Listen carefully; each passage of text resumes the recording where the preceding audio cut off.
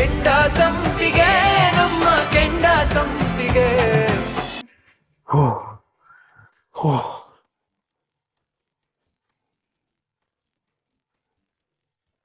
ಅರ್ಧ ಗಂಟೆ ಇದ್ದಿದ್ರೆ ಉಸಿರು ಕಟ್ಟು ಸತ್ತೇ ಹೋಗ್ತಾ ಇದ್ದೆ.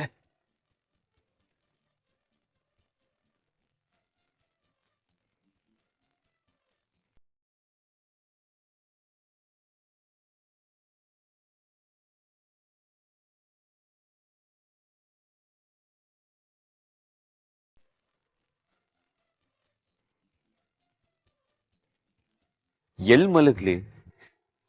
ಆಚೆ ಬೇರೆ ಮಲ್ಗಕ್ಕಾಗಲ್ಲ, ಸೊಳ್ಳೆ ಕಾಟ ಬೇರೆ.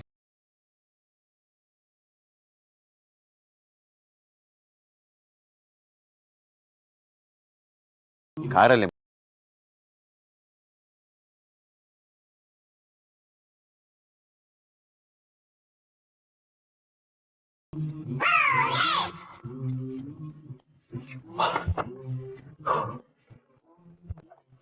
ಈ ಎಸಿಗೆ ಅಡಿಕ್ಟ್ ಆಗ್ಬಿಟ್ರೆ ತುಂಬಾ ಕಷ್ಟ.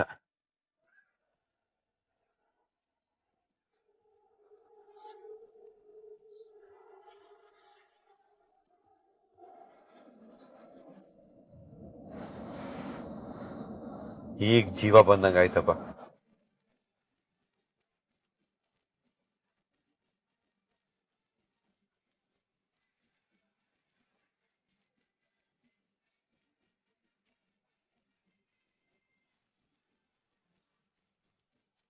ಎಲ್ಲಿ ಹೋಗಿರ್ಬೋದು?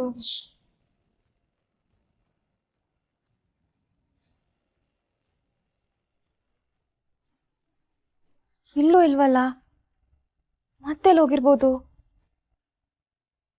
ಕಾರ್ ಹತ್ರ ಏನಾದ್ರೂ ಹೋಗಿರ್ಬೋದಾ?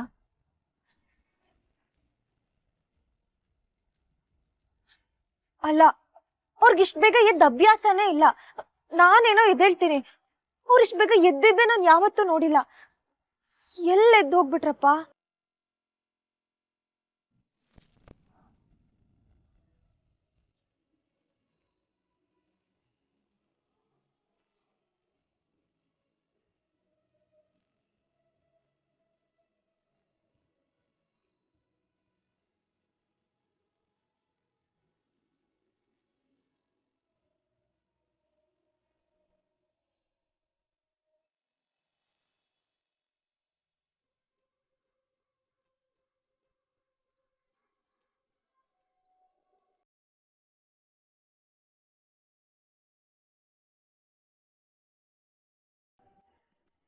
ಅಯ್ಯೋ ದೇವ್ರೆ, ಸಾಹೇಬ್ರು ಇನ್ನು ಕಾರಲ್ಲೇ ಮಲಗಿದ್ದಾರೆ.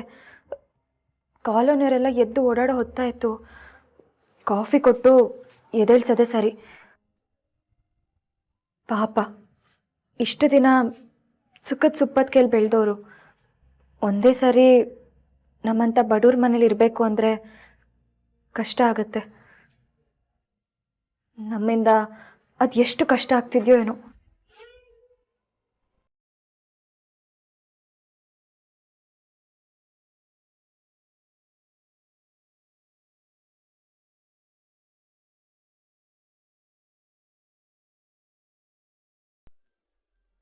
ಬಂದೆ.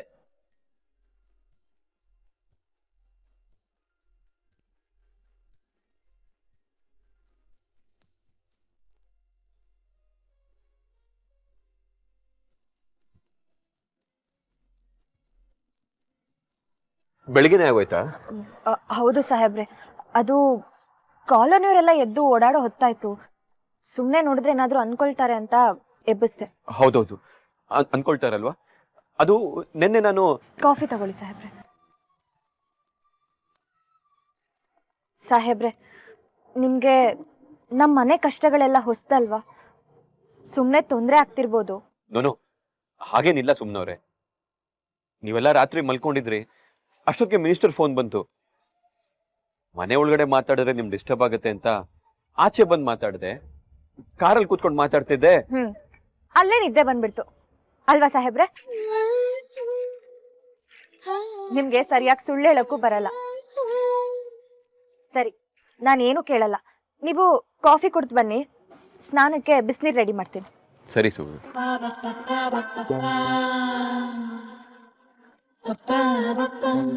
Papa, morning.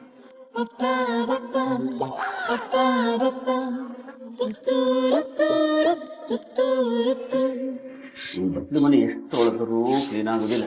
ಅಡುಗೆ ಅಂದ್ರೆ ಏನು ಅನ್ಕೋತಾರ ಏನು. ಅಪ್ಪ ಏನ್ ಮಾಡ್ತಿದ್ಯಾ? ಅಯ್ಯೋ ಬಟ್ಲು ಮನೆ ಈಟೊಂದು ಗಲೀಜಾಗದಲ್ಲವ.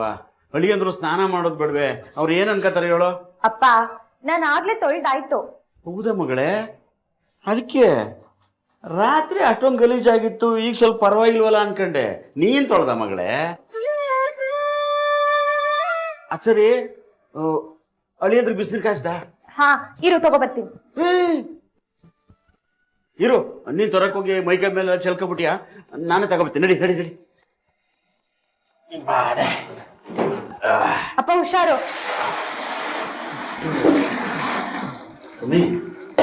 ಅಳಿಯಂದ್ರು ನಮ್ಮನೆ ಬಟ್ಲ ಮನೆ ನೋಡಿ ಏನು ಅನ್ಕೊಳಕಿಲ್ವೇನಮ್ಮ?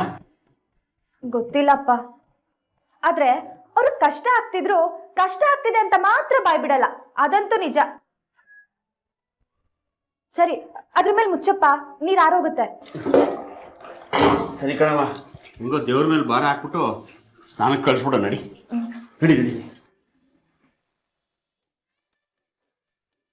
ಅಂದ್ರೆ ಬಿಸಿನೀರು ತೊಗೊಂಡಿಟ್ಟಿದ್ದೀನಿ, ಸ್ನಾನ ಮಾಡ್ಕೊಳ್ಳಿ. ರಾಮಯ್ಯ ಅವರೇ, ನೀವೇ ಕಷ್ಟ ತಗೋತೀರಾ?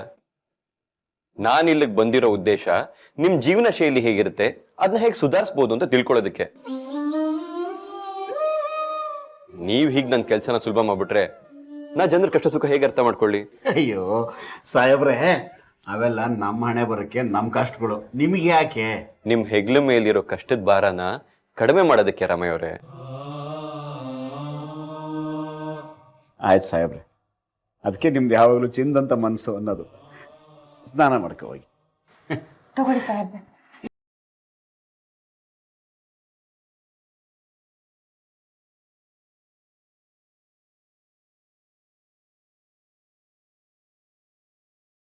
ಅಯ್ಯೋ ದೇವ್ರೆ, ಸೋಪ್ ಇಡದೆ ಮರ್ತೋದ್ನಲ್ಲ.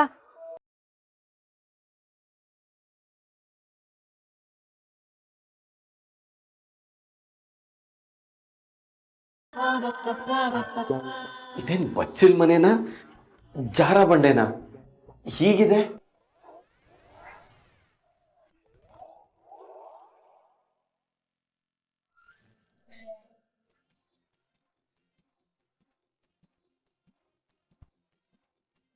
ಓ, ಆಫು ಆಗಲ್ವಾ?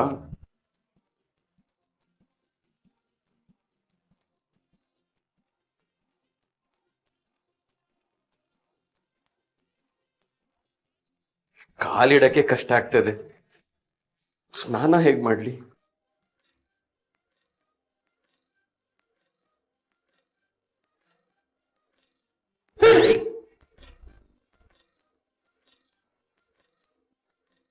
ಕಾಕ್ರೋಚು ಇದೆ,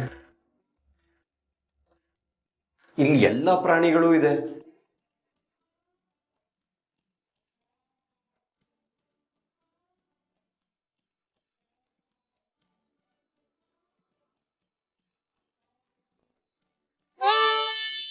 ಹೆಂಗ್ ದೇವ್ರೆ ಸ್ನಾನ ಮಾಡ್ಲಿ? ದೇವ್ರೆ,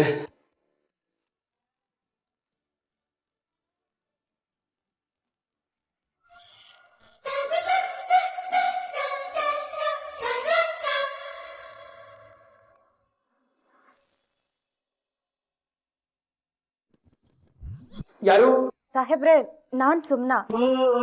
ಅದು ಸೋಪ್ ಇಡೋದ್ ಮರ್ತೋಗ್ಬಿಟ್ಟೆ. ಸೋಪ್ ತಗೊಳ್ಳಿ ಸಾಹೇಬ್ರೆ. ಸೋಫಾ ಇರಿ.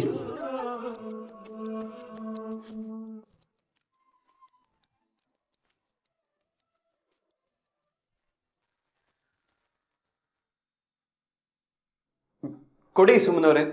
ತಗೊಳ್ಳಿ ಸಾಹೇಬ್ರೆ.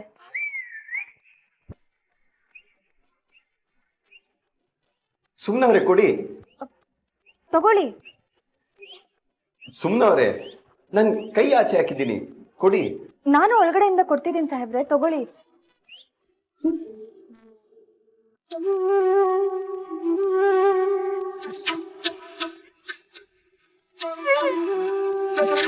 ಸರಿ ಸಾಹೇಬ್ರೆ, ಅದು ಚಿಲ್ಕ ಸರಿಯಾಗಿ ಆಗುತ್ತೋ ಇಲ್ವೋ, ಬೇಕಾದ್ರೆ ನಾನು ಇಲ್ಲೇ ನಿಂತ್ಕೊಳ್ಳಾ? ಚಿಲ್ಕ ಬೇರೆ ಇಲ್ವಾ? ಸುಮ್ಮನೆ ಅವರೇ ಗಟ್ಟಿಯಾಗಿ ಇಟ್ಕೊಳ್ಳಿ. ಸರಿ.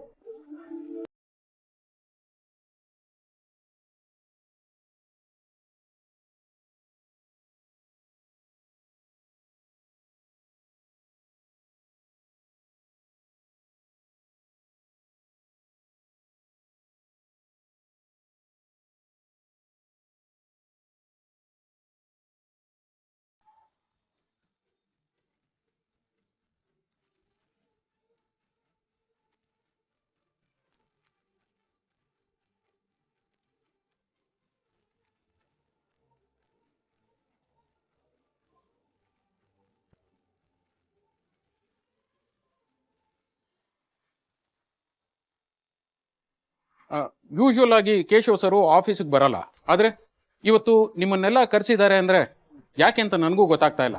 ಅವ್ರು ಬಂದ್ಮೇಲೆ ಕೇಳೋಣ ಬಿಡಿ. ಯಜಮಾನ್ರು ಫ್ಯಾಕ್ಟ್ರಿ ನಡೆಸಬೇಕಾದ್ರೆ ತುಂಬಾ ಚೆನ್ನಾಗಿ ನಡೀತಾ ಇತ್ತು. ಆದ್ರೆ ಇತ್ತೀಚೆಗೆ ರೂಲ್ಸ್ ರೆಗ್ಯುಲೇಷನ್ಸ್ ಎಲ್ಲ ಜಾಸ್ತಿ ಆಗ್ತಾ ಇದೆ. ಅಯ್ಯೋ, ರೂಲ್ಸ್ ರೆಗ್ಯುಲೇಷನ್ಸ್ ಎಲ್ಲ ಮೇಡಮ್ ಮಾಡ್ತಾ ಇದ್ದಾರೆ, ನಾನು ಅದನ್ನ ನಿಮಗೆ ಪಾಸ್ ಮಾಡ್ತಾ ಇದ್ದೀನಿ ಅಷ್ಟೇ. ಸರ್ ಬಂದ್ರು. ನಮಸ್ಕಾರ. ಏನಯ್ಯ, ಚೆನ್ನಾಗಿದ್ದೀರಾ? Very good very good. ಏನ್ ಬಂತು, ಚೆನ್ನಾಗಿದ್ದೀರಾ? ಚೆನ್ನಾಗಿದೆ ಯಜಮಾನ್ರೆ. ಎಲ್ರು ಬಂದಿದ್ದಾರಾ? ಮತ್ತಿನ್ಯಾಕ್ ತಡ, ಬನ್ನಿ.